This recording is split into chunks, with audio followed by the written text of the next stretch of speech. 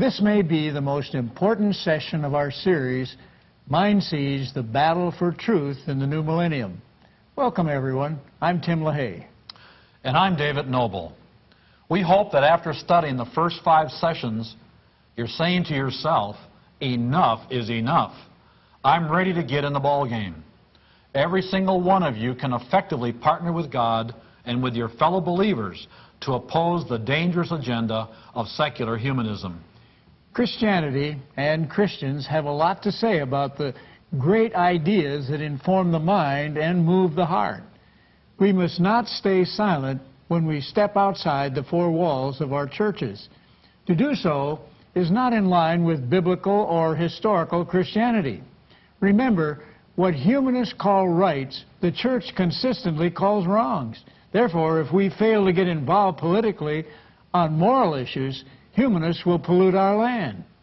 Specifically, Christians should raise their voices from their homes, churches, and places of business whenever matters come up regarding abortion, homosexuality, pornography, prostitution, gambling, infanticide, euthanasia, parents' rights, drugs, world government, and religious or secular humanism.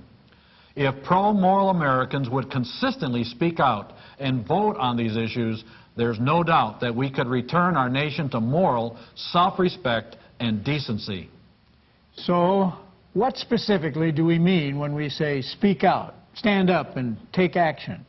Here are some short and long-term strategies for you to consider. Number 1, know your biblical Christian worldview. We touched on this in the first session of our series. A worldview is any set of ideas or beliefs that speaks to a theology, philosophy, ethics, biology, psychology, sociology, law, economics, political history, and so on. It's impossible to defeat a secular worldview with no worldview of your own. Make every effort to be knowledgeable and clear on how your biblical belief system is integrated into all areas of your life. Number 2, pray. Let me direct you to 2 Chronicles 7:14. If my people, which are called by my name, shall humble themselves and pray, and seek my face, and turn from their wicked ways, then I will hear from heaven, and will forgive their sin, and will heal their land.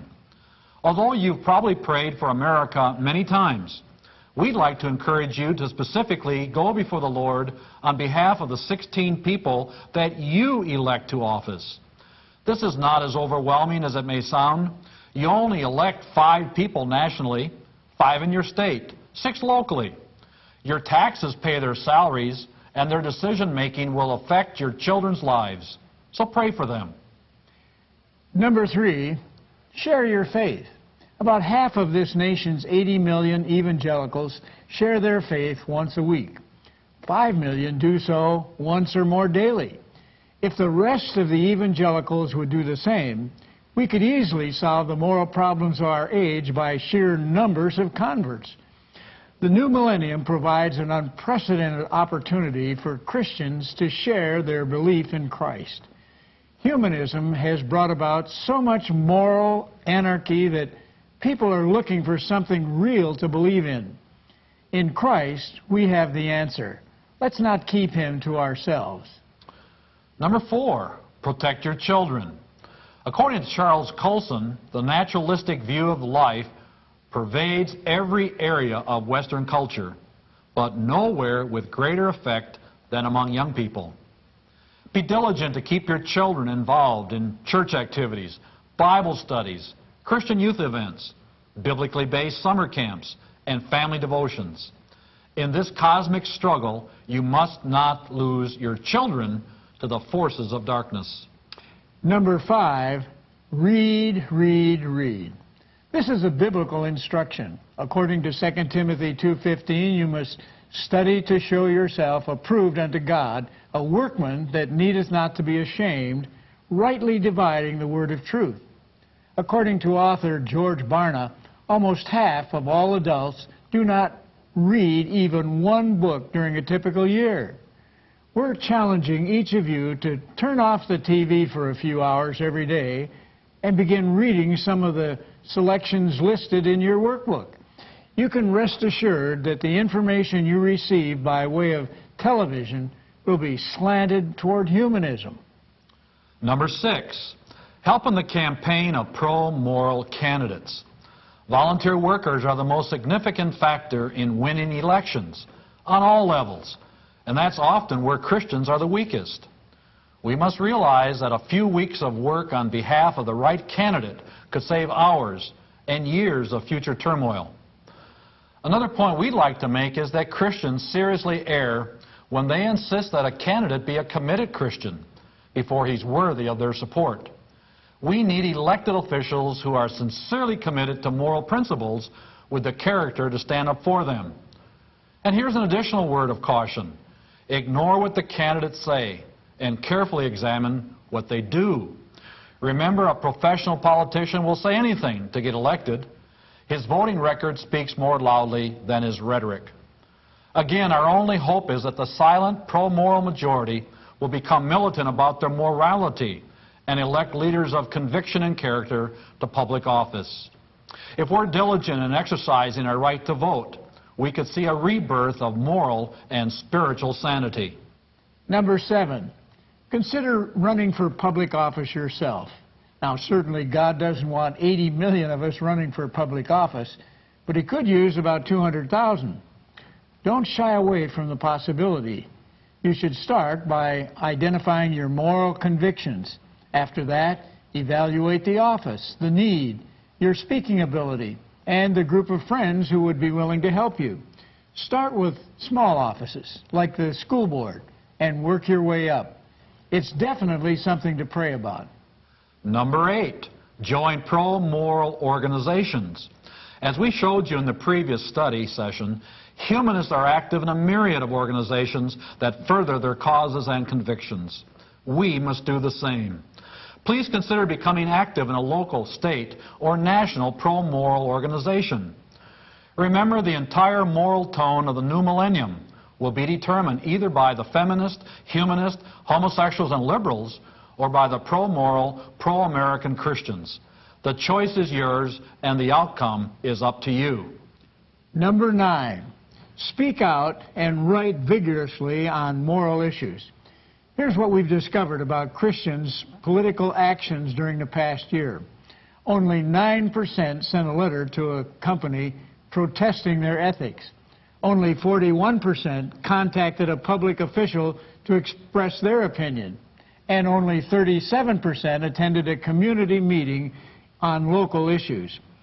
This is a day of wide-open pressure politics, and government leaders cannot be deaf to their constituents.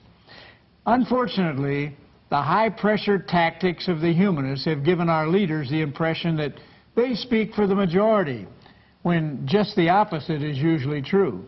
The only way to change that is to write concise, kind, respectful, but forthright letters explaining your reasons for favoring or opposing certain legislation or government activities. Number 10, fund good, pro-moral, pro-family causes.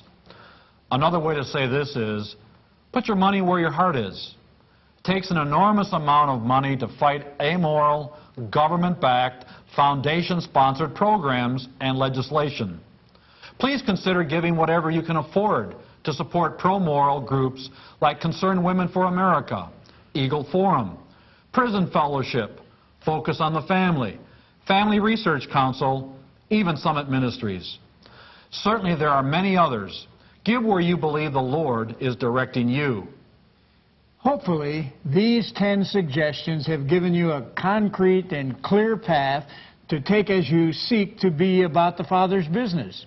Make no mistake, the only way we'll be able to reclaim our country and our culture is through hard work, as in blood, sweat, and tears. Let's not be fooled. If we refuse to engage in the battle, we stand to lose it all. Our families, our churches, our country, even our civilization. Remember, tens of thousands have already lost their children to humanist education and Hollywood's pop culture. Churches are already under the gun for speaking out against abortion, homosexuality, pornography, and gambling. Concerned friends, with your help, there's a way to turn the tide. But it will take vision, courage, and vigilance. As James Russell Lowell reminds us, once to every man and nation comes the moment to decide, in the strife of truth with falsehood, for the good or evil side. Then it is the brave man chooses while the coward stands aside. We hope the information you've learned in these study sessions will be valuable ammunition in your daily efforts. The victory is ours if we remain faithful and fight the good fight. And now, dear friends, to the battle for the hearts and minds of the American people. And on behalf of David and myself, we would like to say, may God richly bless you, and God bless America.